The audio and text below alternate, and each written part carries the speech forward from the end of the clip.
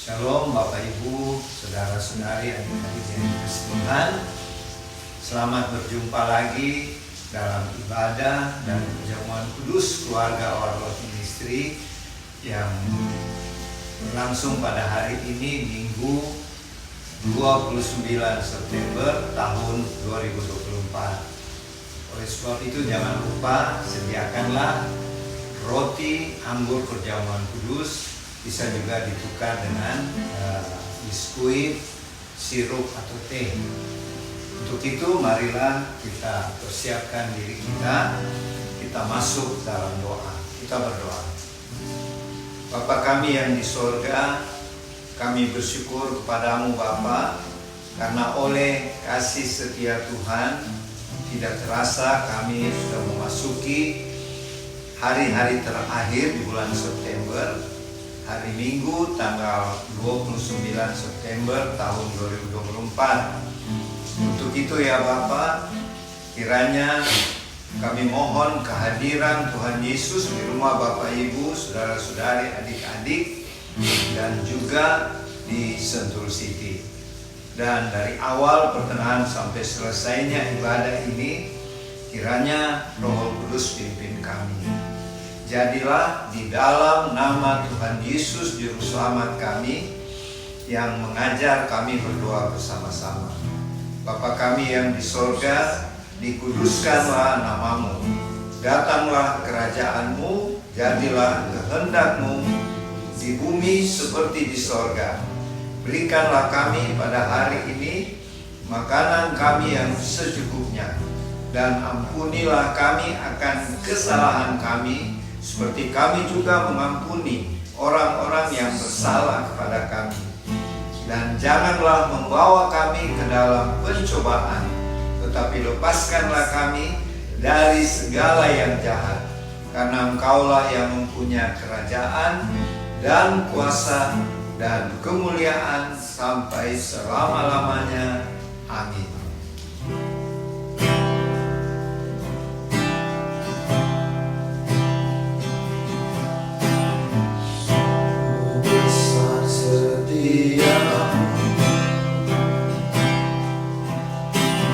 Nyata di sepanjang hidupku, darahmu telah layakkan kehidupanku.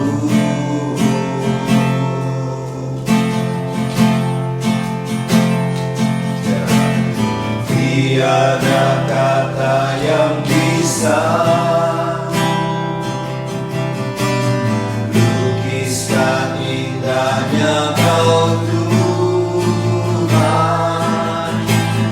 Bagimu segala pujian dan kemuliaan.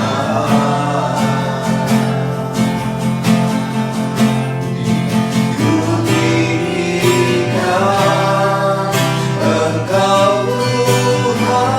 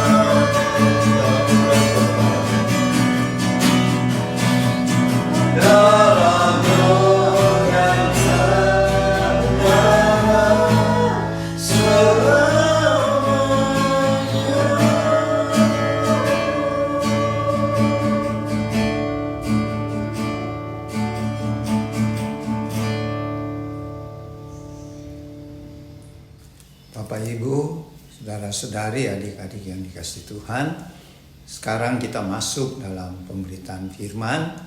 Untuk itu sediakanlah pembacaan dari Injil Lukas pasal 13. Kita baca mulai dari ayat 1 sampai dengan ayat 9. Injil Lukas pasal 13 dari ayat 1 sampai dengan ayat 9. Mari kita berdoa, mohon pimpinan Allah Roh Kudus. Kita berdoa. Bapa Sorgawi, kini saatnya kami mau duduk diam, kami mau mengikuti pemberitaan firman-Mu. Untuk itu kami mohon Allah Roh Kudus, urapilah kami semuanya, baik kami yang mendengarkan pemberitaan firman-Mu dan hamba-Mu yang akan menyampaikannya. Sehingga kami tidak hanya menjadi pendengar, tetapi kami melakukan firman-Mu di dalam pimpinan Allah Roh Kudus. Berfirmanlah ya Tuhan, kami siap untuk mendengarkan dan melakukannya. Di dalam nama Tuhan Yesus, Juru Selamat kami. Amin.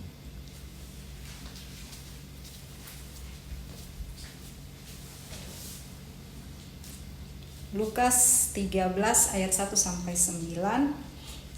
Pada waktu itu datanglah kepada Yesus beberapa orang membawa kabar tentang orang-orang Galilea yang darahnya dicampur Pilatus dengan darah korban yang mereka persembahkan.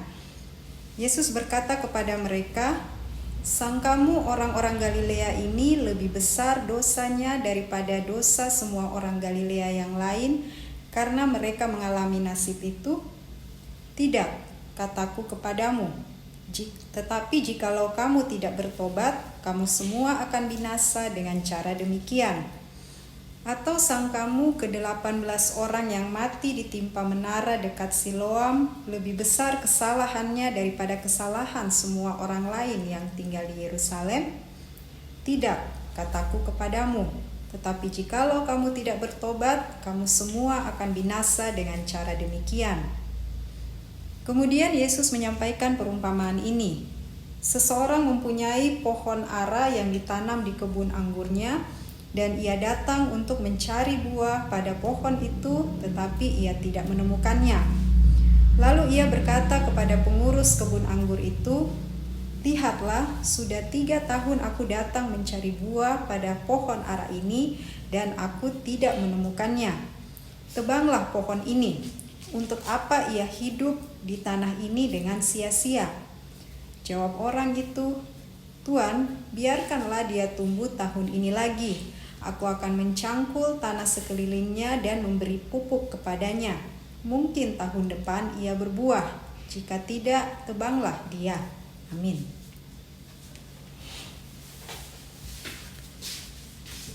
Bapak Ibu, saudara-saudari, adik-adik yang dikasihi Tuhan, pada waktu itu Tuhan Yesus sedang berbicara dengan orang banyak, termasuk pada ke-12 muridnya. Tuhan berkata, kalau kamu melihat cuaca, kamu tahu bahwa ini tanda-tanda mau hujan. Kalau cerah berarti hari akan bagus. Kalau tanda-tanda alam saja kamu bisa melihat dan tahu apa yang terjadi, seharusnya tanda zaman kamu juga mengerti. Maksudnya Tuhan begini, Tuhan Yesus sudah datang ya sebagai Mesias, sebagai juru selamat, dan itu sudah dinubuatkan oleh para nabi. Itulah yang Tuhan Yesus maksud tanda-tanda zaman. Artinya Tuhan sudah menyadarkan mereka bahwa inilah aku Mesias sudah datang. Kamu harus bertobat dari segala perbuatanmu yang tidak benar dan percayalah, terimalah Sang Mesias, yaitu Tuhan Yesus sendiri. Dan pada saat Tuhan Yesus sedang mengajar itu, datang beberapa orang yang memotong pembicaraan Tuhan Yesus dan mengatakan bahwa ada orang-orang Galilea ketika mereka masuk, karena dikejar-kejar oleh tentara Pilatus ya, mereka masuk ke bait suci, dan pada waktu itu imam sedang melakukan persembahan ya, yaitu memotong anak domba, anak lembu untuk persembahan di mezbah ya. Dan ketika orang-orang Galilea yang dikejar oleh tentaranya Pilatus itu masuk di bait suci, orang sedang beribadah, para orang Galilea itu yaitu golongan Selotes ya. Golongan Selotes itu adalah orang yang memberontak, mau melawan penjajah Romawi waktu itu. Dan salah satunya murid Tuhan Yesus yang disebut Simon orang Selotes ya. Itu adalah satu grup yang memberontak kepada pemerintah Romawi waktu itu. Jadi para pemberontak yang orang-orang Galilea ini waktu lari ke bait suci, mereka dibunuh dan darah mereka tercampur dengan darah persembahan. Itu maksudnya pembacaan tadi. Jadi darah kaum Selotes yang memberontak itu waktu dibunuh itu persis imam lagi sedang membuat persembahan kepada Tuhan melalui korban hewan ya, seperti domba, lembu, tekukur ya. Darah orang-orang Galilea itu tercampur. Jadi mereka lapor sama Tuhan Yesus, "Rabi atau guru, apakah orang Galilea itu," karena di pikiran mereka gini, orang yang matinya secara mengenaskan pasti banyak dosanya, pasti itu seperti hukuman Tuhan. Dan mungkin juga kita berpikir demikian ya. Tetapi kita lihat apa jawab Tuhan Yesus. Bukan. Tetapi hendaknya kamu bertobat. Jadi kalau kita melihat hal-hal yang mengenaskan itu, sebenarnya Tuhan ingatkan supaya bertobat. Supaya jangan terjadi seperti yang mereka alami itu, kamu juga alami ya. Terus Tuhan ingatkan lagi, apakah orang yang membangun menara, waktu itu juga Pilatus sedang membangun menara air ya dekat Siloam, dan menara itu runtuh, jadi kecelakaan kerja ya, dan menewaskan sebanyak 18 orang. Dan Tuhan katakan, kamu sangka ke-18 orang yang mati itu waktu menara Siloam jatuh, rubuh, itu mereka lebih baik lebih berdosa daripada orang-orang yang ada di Yerusalem sekarang. Tidak, kejadian-kejadian itu mengingatkan kamu supaya bertobat. Bertobat ya, seperti tadi Tuhan sudah bilang Mesias sudah datang, tapi kamu malah menolak. Tuhan mengajak mereka bertobat supaya ketika mereka mati nanti, seperti yang dialami oleh orang Galilea dan orang yang tertimpa menara dekat Siloam itu, bukan soal matinya ya, tetapi setelah mati maksudnya Tuhan kemana? Kalau sungguh-sungguh percaya Mesias Tuhan Yesus pasti ke sorga ya. Tetapi kalau tidak bertobat, yaitu menolak Mesias Tuhan Yesus, jelas akan ke neraka. Dan kemudian Tuhan jelaskan dengan sebuah perumpamaan tentang pohon ara yang tidak berbuah ya. Pada waktu itu Tuhan cerita, ada seorang pemilik kebun anggur ya. Dan di dalam kebun anggur itu ada ditanam sebuah pohon ara. Ya, jadi pohon ara ini Bapak Ibu saudara-saudari adik-adik bukan tanaman asli Israel ya, bukan. Pohon ara itu asalnya dari Mesir.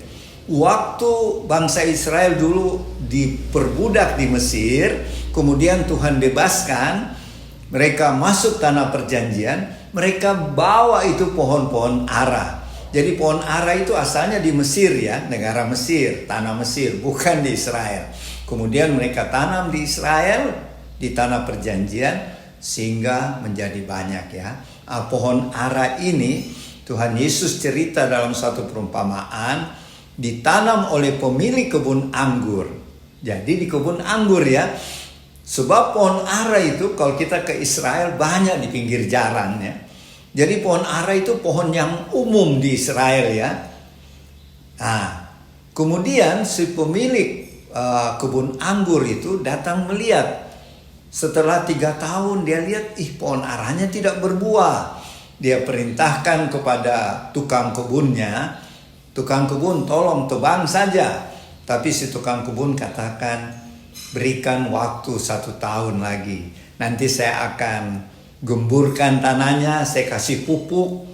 Kalau memang tidak berbuah Tuhan, kita tebang saja pohon ara ini. Nah, apa maksud arti perumpamaan pohon ara yang tidak berbuah ini? Itu ada kaitannya tadi waktu Tuhan Yesus bilang, kamu harus bertobat supaya nasibmu jangan nanti sama seperti itu orang yang runtuh menara di dekat kolam Siloam, dan seperti orang Galilea yang dibunuh di bait Allah. Jadi Tuhan tekankan pertobatan. Dan itu Tuhan ilustrasikan dalam perumpamaan pohon ara ini. Siapa itu pemilik kebun anggur? Pemilik kebun anggur itu adalah Allah Bapa, Tuhannya orang Israel dan Tuhan kita juga ya.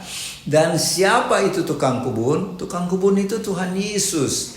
Dan siapa itu pohon ara?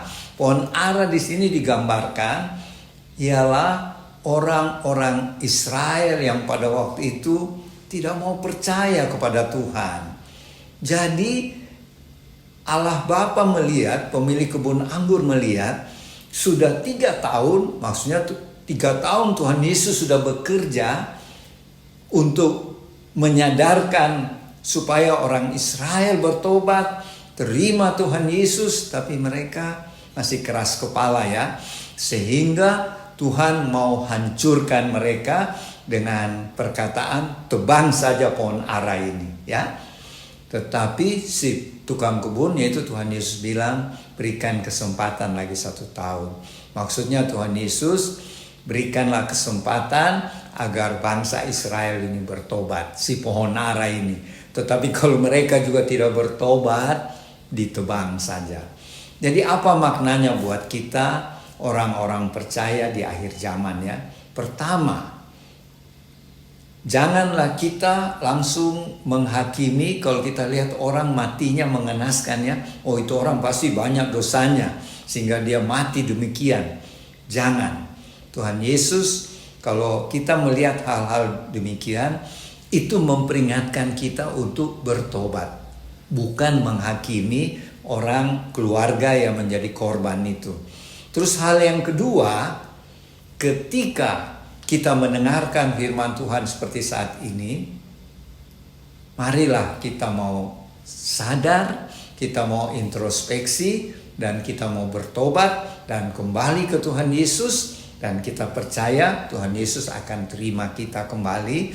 Dan itulah yang Tuhan Yesus katakan kepada pemilik kebun anggur, yaitu Allah Bapa, berikan kesempatan 1 tahun. Artinya biarlah roh Tuhan bekerja di dalam kita untuk menyadarkan kita. Kecuali kita tetap keras kepala, maka kita juga akan ditebang. Jadi marilah Bapak Ibu, saudara-saudari, adik-adik yang dikasihi Tuhan, ketika hamba-hamba Tuhan atau siapapun yang memberitakan firman Tuhan, itu sebenarnya memperingatkan kita bahwa kita harus bertobat dari segala dosa, kesalahan, dan kita mau kembali kepada jalan yang benar.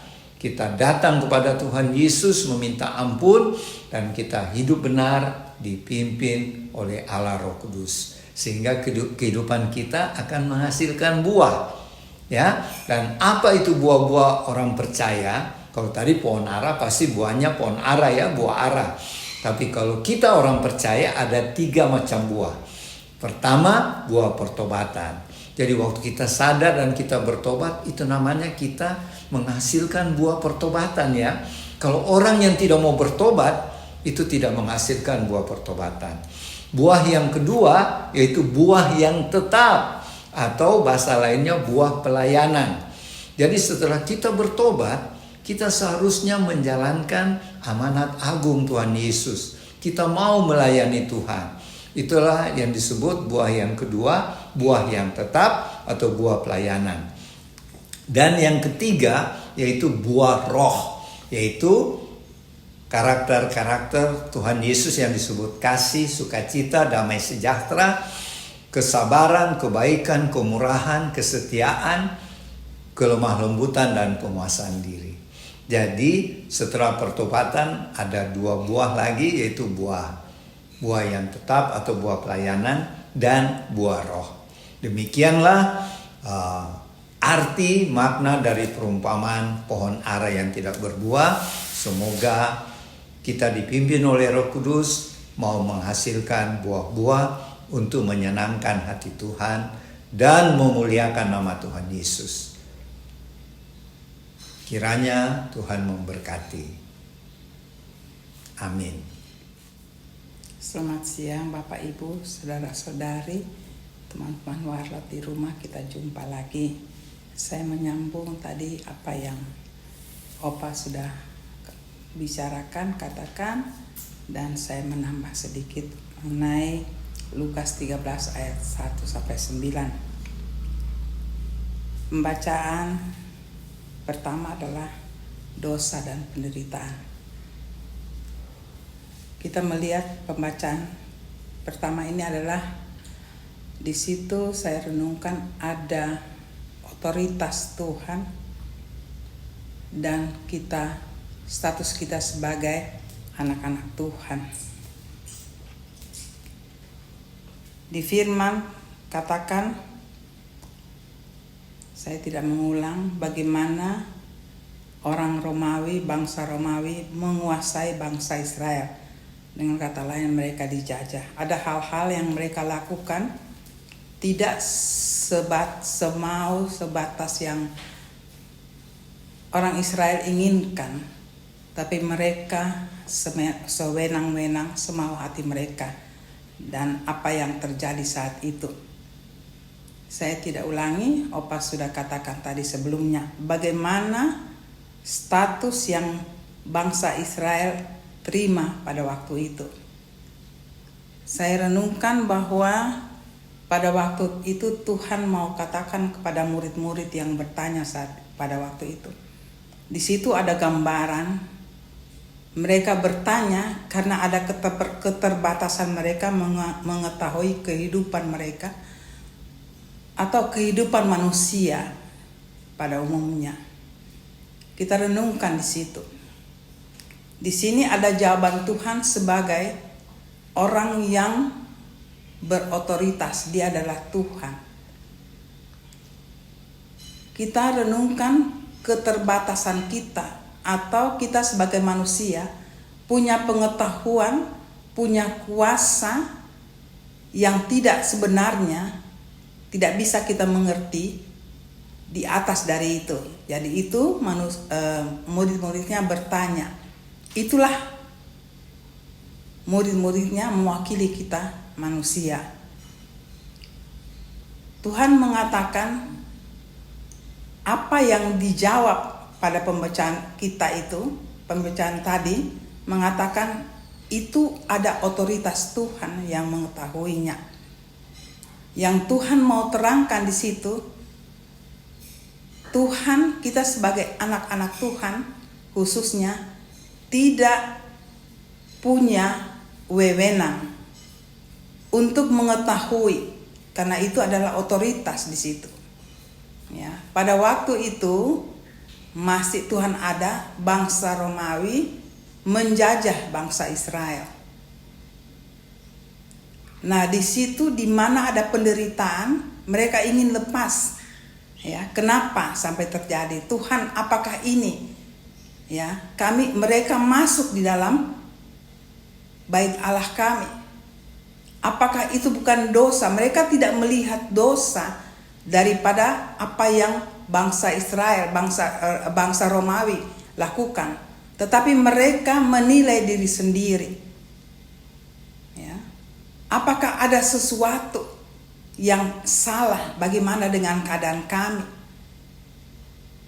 Nah, di sini kita melihat kuasa Tuhan menerangkan. Kita renungkan di situ bagaimana kita sebagai anak Tuhan dan Tuhan terhadap kita. Di situ dikatakan kalau kamu bukan hak kamu untuk melihat itu, apakah ada salah dan tidak. Seakan-akan Tuhan mengatakan itu otoritas, itu hak Tuhan. Kamu yang melihat itu tidak punya hak untuk mengatakan orang itu yang bangsa mereka dimasukkan pengorbanan itu bahwa bangsa mereka, teman-teman mereka bersalah. Tuhan mau katakan, kamu melihat itu, menilailah diri kamu.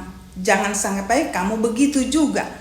Ya, kamu jangan melihat apakah yang mereka mengorbankan bangsa orang Galilea, ya, itu menjadi ada sesuatu dosa yang dilakukan. Itu kita melihat keterbatasan kita kalau kita baca firman itu. Itulah kita. Itulah manusia kita. Ya. Tidak punya hak, tidak punya sesuatu yang lebih untuk mengetahui itu. Tuhan hanya katakan, janganlah kamu berbuat dosa. Kalau kamu juga berbuat dosa, kamu akan bisa mati dengan cara itu. Di sini kita melihat, teman-teman, Bapak Ibu, bagaimana kita, status kita di hadapan Tuhan. Ada hak kita untuk mengetahui yang Tuhan sudah berikan. Kita harus bertobat, lakukan yang kebenaran. Itu maksudnya di lain daripada penjelasan Tuhan. Jangan kita mati seperti demikian. Saya melihat juga di balik itu, setelah berapa kali mempelajari firman Tuhan, saya berpendapat bahwa Tuhan bisa mengarahkan dosa. Itu haknya Tuhan. Kalau saya renungkan pembacaan itu, bahwa apa yang Tuhan lakukan, kalau sekarang ya, zaman sekarang ini, generasi kita, saya berpendapat dosa pun Tuhan bisa arahkan. Bukan berarti dosa hilang, bisa menjadi tidak dosa, bisa. Itu hak Tuhan, itu otoritas. Tetapi dalam hal ini semua otoritas Tuhan. Saya membawa pembacaan ini dengan generasi kita. Waktu itu Tuhan ada di generasinya Tuhan, masih mengajar di mana posisi Tuhan sebenarnya waktu itu. Kamu lakukan, bertobat saja. Tetapi kalau dibawa ke zaman sekarang, apa yang terjadi? Bahkan sekarang lebih daripada apa yang dibacakan pembacaan pertama tadi. Lebih berat. Tugas kita tidak ada lain. Kembali katakan, Tuhan katakan, jadikanlah seluruh bangsa murid.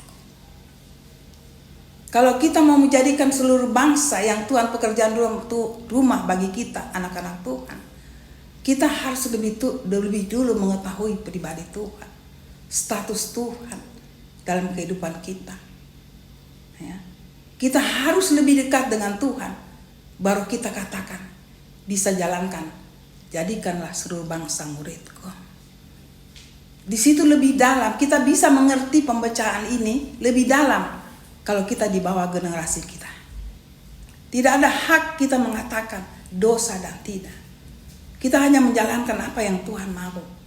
Jadikanlah seluruh bangsa muridku. Tapi pekerjaan rumah bagi kita, tugas. Kita harus tahu Tuhan. Kita harus tahu pribadinya. Dalam pembacaan apapun khotbah yang kami jalankan, tidak ada saya lari dari situ. Tetap kita harus dekat dengan Tuhan. Berusahalah kita tahu pribadi Tuhan. Maka apa yang terjadi di dunia ini kita tahu. Di mana fungsi kita, di mana kita bawa juga fungsi Tuhan di situ. Kita bisa berbicara di situ. Jadi apa yang Tuhan katakan di pembacaan ini, itu mengatakan otoritas. Tetapi dibawa ke generasi kita akhir zaman, otoritas itu Tuhan sudah berikan kepada kita. Ini Bapak Ibu sangat dalam. Ini perjuangan kita untuk generasi zaman akhir ini. Kita yang bisa membuat penjelasan itu. Saya kembali, Tuhan katakan, kalau kamu berbuat dosa, kamu bisa mati begitu. Demikian. Tetapi zaman akhir, Tidak, bukan kata itu, makan lebih maju. Kita harus jadikan bagaimana kehidupan anak-anak manusia, khususnya anak Tuhan, untuk lebih mengerti Tuhan agar kita tidak masuk di dalam penderitaan dunia ini. Penderitaan dunia ini lebih jelas zaman akhir ini. Sangat jelas, kita tidak menurut apa yang Tuhan mau, maka kita akan mati demikian. Tidak ada sesuatu yang buta, kira-kira kapan. Semua Tuhan tahu, asal kita tahu Tuhan. Jangan kita katakan, ada orang bilang, saya tidak bisa seperti Tuhan. Kalau untuk saya berpendapat, tidak bisa kita demikian. Karena kita punya zaman kemurahan, Tuhan ada di dalam kita. Kita berhak untuk mengetahui itu. Tuhan tidak pernah simpan. Kalau kamu begini, nanti begini, tidak ada. Semua Tuhan terbuka. Tapi yang menjadi pertanyaan, apa kita mau? Jadi pembacaan ini yang hari ini itu menopang untuk generasi kita akhir zaman ini. Kita malah lebih, kita jangan berbuat dosa. Saya sedikit radikal di situ. Karena kita Tuhan yang menjaga kita, yaitu Roh Kudus. Kita tidak mau di situ berlaku, kita tidak mau melakukan kesalahan. Tetapi selalu daging kita itu berlaku, ada di perjanjian baru. Saya mau lakukan ini, tetapi selalu itu surat-surat Paulus. Saya tidak panjang di situ. Mari kita renungkan. Kita tahu mana dosa dan tidak. Mari Bapak Ibu, kita hidup dengan Tuhan. Maka apa dosa dan tidak kita bisa tahu, karena ada Roh Kudus, ada Tuhan tinggal di kita. Jangan kita mati seperti yang pembacaan tadi. Kalau ini sekarang kita bawa, itu namanya kita mati sia-sia. Semua trik iblis kita bisa tahu. Kita harus tahu dan kita bisa tahu. Tetapi pertanyaan, apakah anak-anak Tuhan mau berjuang bersama Tuhan di dalam kehidupan ini? Sampai pada akhirnya saya berpendapat, kalaupun akhirnya kita mati seperti zaman yang kita baca ini, saya tidak mengatakan kita salah. Tapi itulah anak-anak Tuhan menjalani kehidupan bebas. Tidak ada dosa. Tuhan pada akhirnya yang menentukan kita di mana. Tetapi yang kita menjalani itu yang paling penting. Kita minta Roh Kudus bimbing kita. Karena Tuhan sudah tinggal di kita. Mana benar, mana tidak. Mana dosa dan tidak.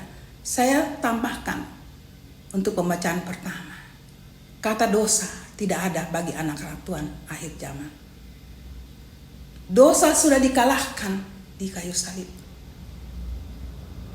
Kecuali kita ulang-ulang melakukan dosa dengan sadar. Dengan sadar. Kita sudah disadari tapi kita tidak mau. Karena enak. Dunia mempengaruhi kita. Keadaan dunia. Itu masuk kategori, saya katakan itu dosa. Karena dengan sadar ulang.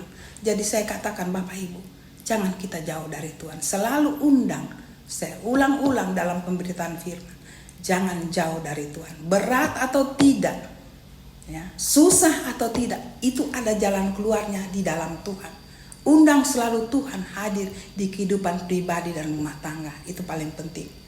Maka pembacaan apa yang kita baca pada pertama itu tidak akan menjadi pertanyaan.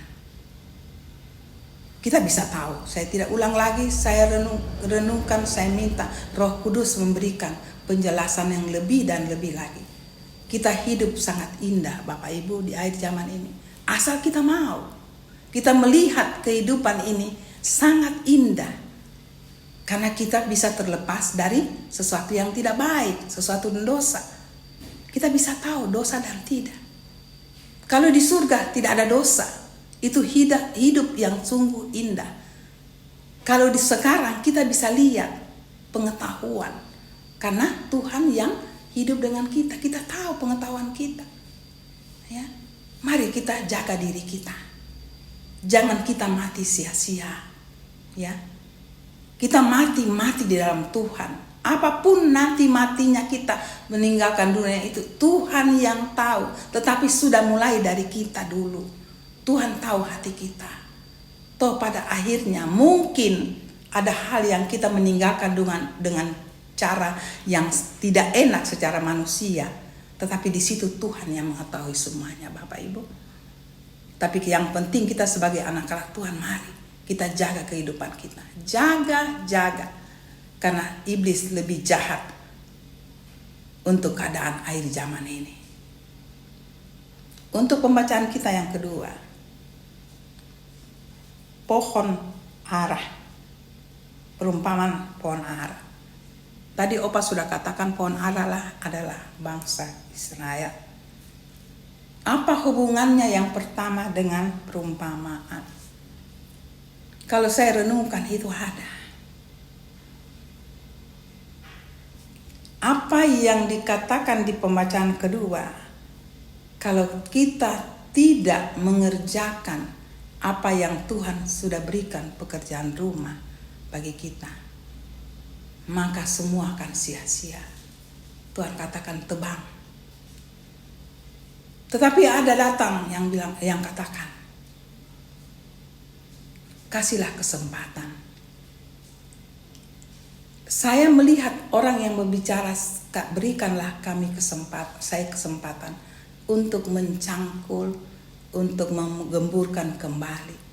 Di situ adalah posisi kita. Kalau 3 tahun itu Tuhan mau menyatakan dirinya.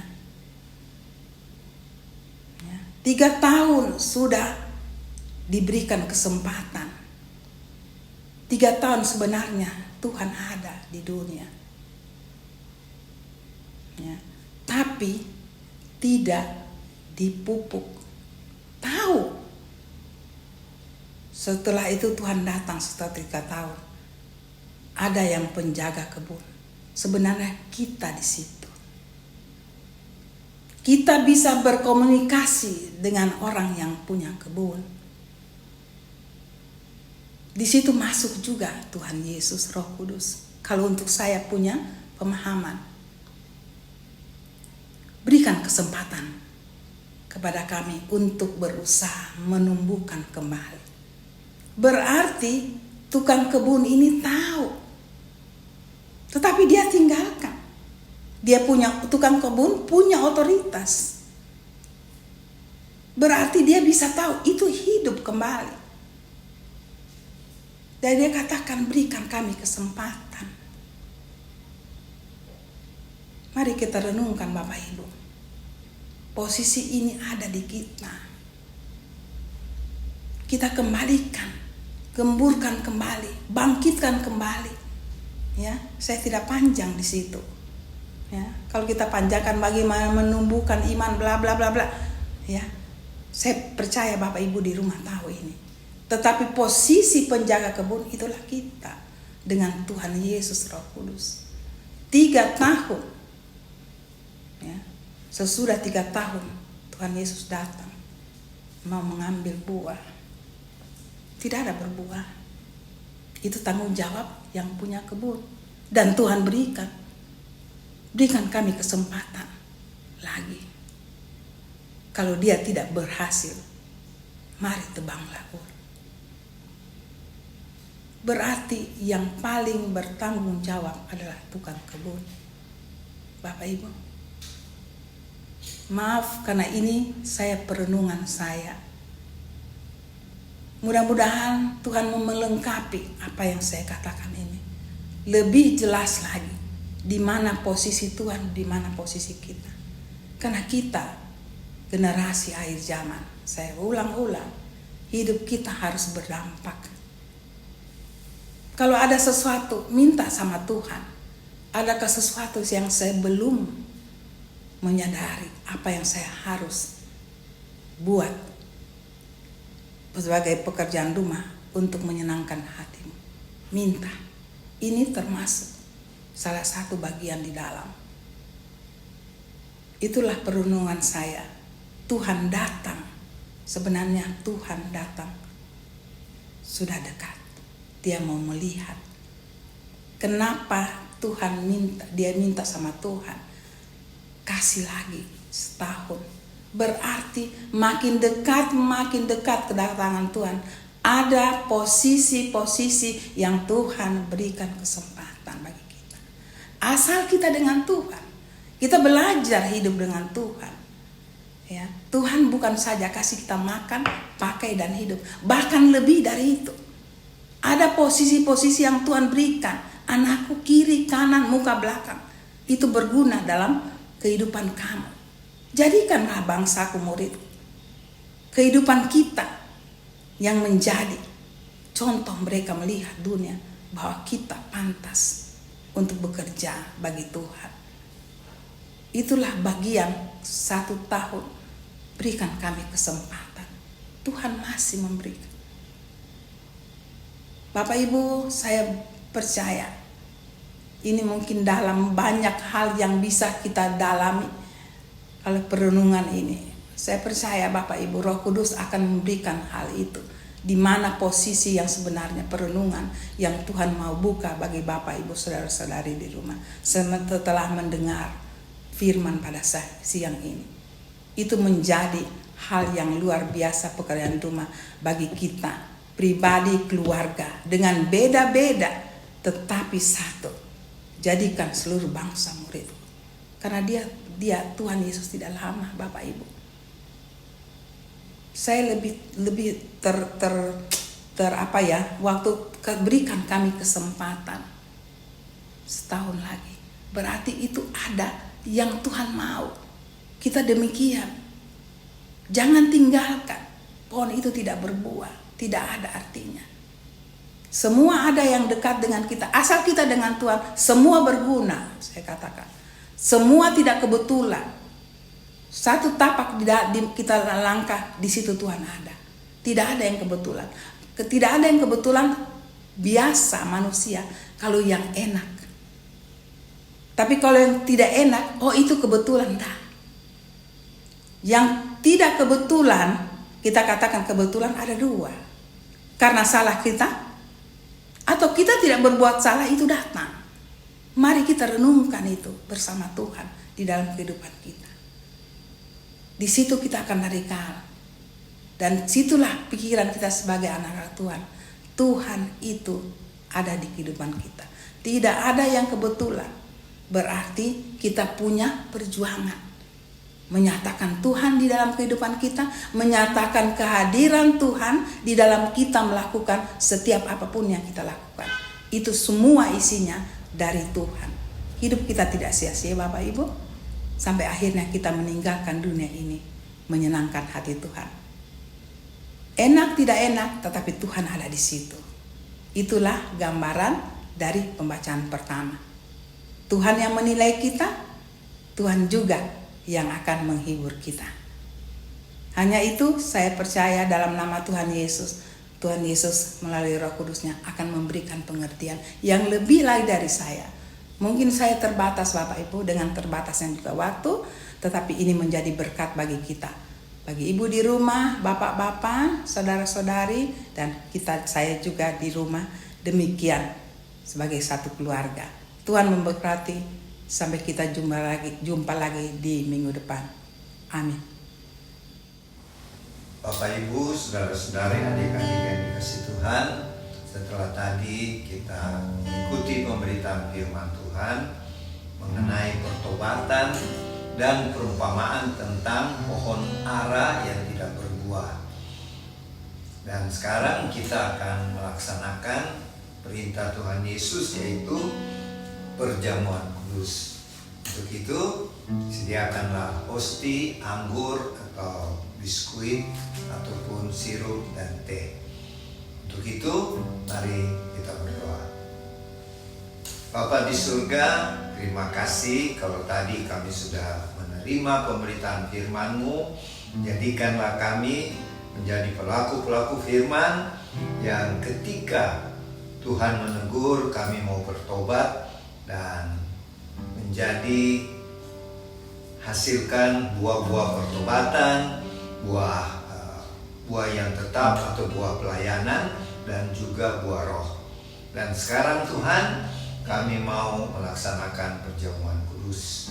Berkatilah, kuduskanlah roti, anggur, ataupun biskuit, sirup atau teh yang ada pada Bapak Ibu, saudara-saudari, adik-adik. Kuduskanlah sehingga sebentar kami akan menerimanya, dan kami percaya itu adalah persekutuan dengan tubuh dan darah Tuhan Yesus. Di dalam nama Tuhan Yesus, amin.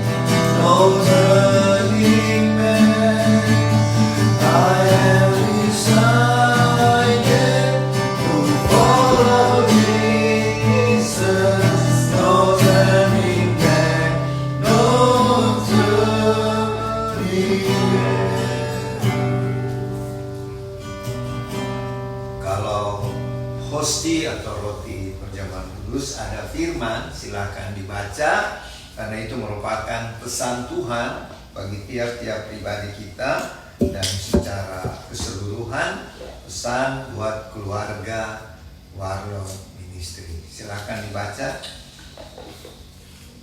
Mazmur 91 ayat 3. Dialah yang akan melepaskan engkau dari jerat penangkap burung, dari penyakit sampar yang busuk. Yohanes 15 ayat 16b, supaya kamu pergi dan menghasilkan buah dan buahmu itu tetap. Sam ayat 35, akulah roti hidup. Terakhir, Roma 12 ayat 9, hendaklah kasih itu jangan pura-pura, jauhilah yang jahat dan lakukanlah yang baik. Jadi pesan Tuhan yang pertama, bahwa kalau kita berlindung pada Tuhan Yesus yang adalah kota benteng kubu pertahanan kita, maka jerat iblis yang disebut tadi sebagai jerat penangkap burung itu adalah jeratnya iblis, ya, jebakan iblis, kita akan dihindari. Kemudian segala penyakit, apalagi sekarang sudah macam-macam penyakit berkecamuk, Tuhan akan lindungi kita dari segala hal itu. Kemudian kalau kita sungguh-sungguh mengikuti Tuhan, maka kita akan menghasilkan buah yang tetap. Apa itu buah yang tetap? Yaitu ketika kita menjalankan amanat agung atau melayani sesama kita dan bersaksi tentang Tuhan Yesus, maka kita sudah melaksanakan atau menghasilkan buah yang tetap. Artinya pada orang itu akan menghasilkan buah lagi, dan orang itu lagi akan mengabarkan Injil kepada orang lain, sehingga buahnya itu tetap, ya, sampai kekekalan. Itu maksudnya, ya. Jadi kita orang percaya harus menghasilkan buah, ya. Terus karena pertolongan kita, dan kita selalu dikuatkan oleh Tuhan Yesus yang mengatakan dirinya adalah Aku roti hidup. Artinya segala sesuatu yang kita andalkan hanya pada si roti hidup itu, yaitu Tuhan Yesus, ya. Dan untuk itu Tuhan Yesus minta supaya kita mengasihi Tuhan dengan sungguh-sungguh, dengan sepenuh hati, dan juga mengasihi sesama, seperti Tuhan Yesus mengasihi kita. Ya, itulah pesan-pesan Tuhan buat kita masing-masing dan secara keseluruhan buat keluarga Warlord Ministry.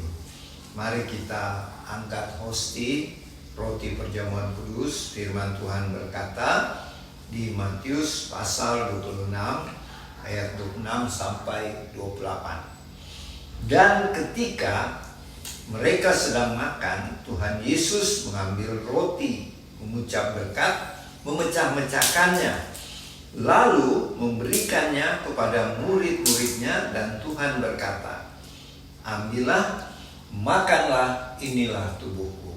Kita ucapkan dengan iman, inilah tubuh anak domba Allah yang telah tersalib di bukit Golgota. Kami terima dengan iman dalam nama Tuhan Yesus. Silakan makan.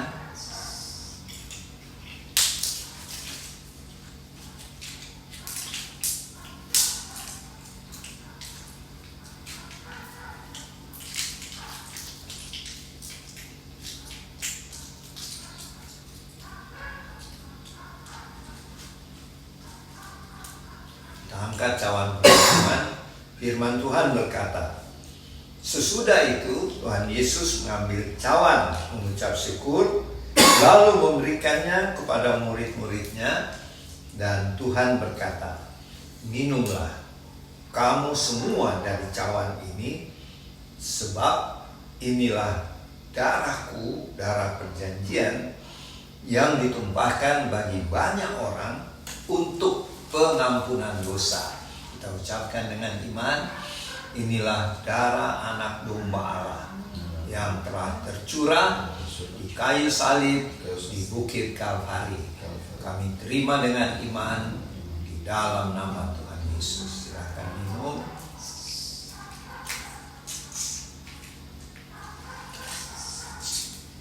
Kita sambut dengan ucapan syukur.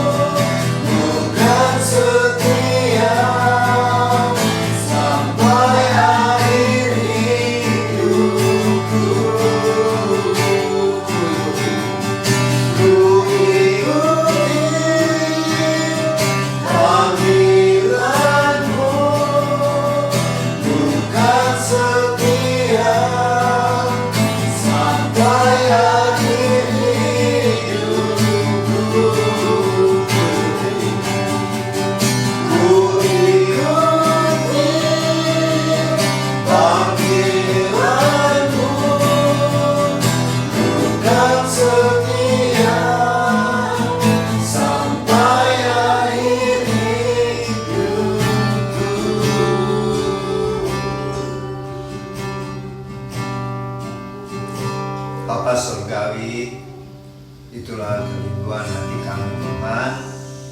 Kami akan mengikuti panggilan Tuhan, yaitu untuk melaksanakan amanat agung Tuhan Yesus, sehingga sebelum kedatangan Tuhan yang kedua kali sudah banyak jiwa-jiwa yang kami menangkan melalui kesaksian dan pelayanan-pelayanan kami yang diberikan kuat kuasa dan hikmat oleh Allah Roh Kudus. Terima kasih Tuhan.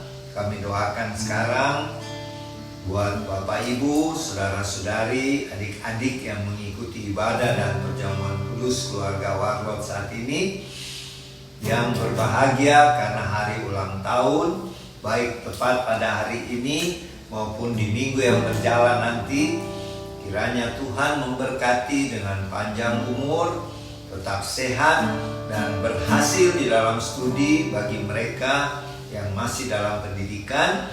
Dan bagi yang sudah bekerja atau berbisnis, kiranya Tuhan menaikkan omset bisnisnya dan mempromosikan jabatan-jabatan di dalam pekerjaan yang Tuhan percayakan. Terima kasih Tuhan, dan sempurnakanlah ucapan syukur dari Bapak Ibu, saudara-saudari, adik-adik yang berbahagia pada hari ini dan minggu yang berjalan. Dan bagi Bapak Ibu, saudara-saudari, adik-adik yang sedang dalam permasalahan, yang ada dalam keadaan sakit, baik yang dirawat di rumah ataupun di rumah sakit, kiranya oleh bilur-bilur Tuhan Yesus kesembuhan terjadi. Mujizat kesembuhan terjadi bagi Bapak, Ibu, saudara-saudari, adik-adik yang menderita sakit apapun. Semuanya sembuh oleh bilur-bilur Tuhan Yesus, di dalam nama Tuhan Yesus. Dan bila ada yang bermasalah di dalam keuangan, kiranya Tuhan menolong, memberikan jalan keluar untuk bantuan finansial bagi Bapak Ibu, saudara-saudari, adik-adik yang sedang mengalaminya. Dan yang berada dalam masalah keluarga, mungkin juga masalah pelayanan atau masalah apa saja, percayalah Roh Kudus akan memberikan solusi yang terbaik, dan kita akan melewati semua permasalahan, pencobaan, dan apapun namanya, karena Allah Roh Kudus yang menolong kita, dan kita akan mengalami damai sejahtera.